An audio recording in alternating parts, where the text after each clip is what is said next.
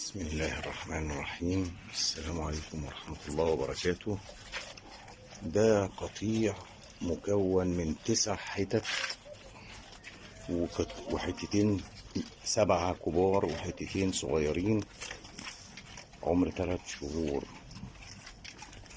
الحتتين الصغيرين في التحويل ممتازين جدا، وهم ما شاء الله عليهم تمام، وهم ما شاء الله عليهم. ودولت كده كنت انا مأكلهم تبن، وبعدين جه عرش البطاطا، رحت فارد لهم شويه كده ياكلوا فيهم.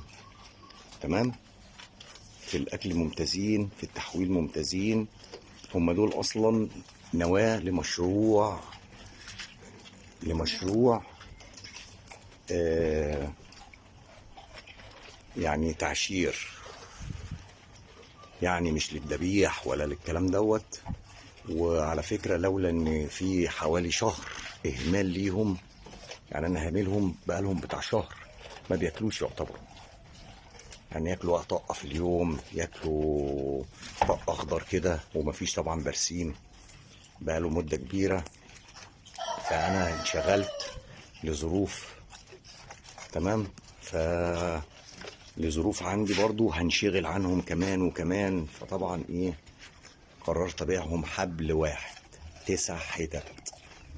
9 حتت.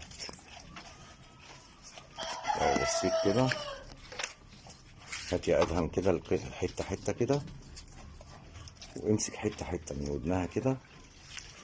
ايوه، دي حته تمام.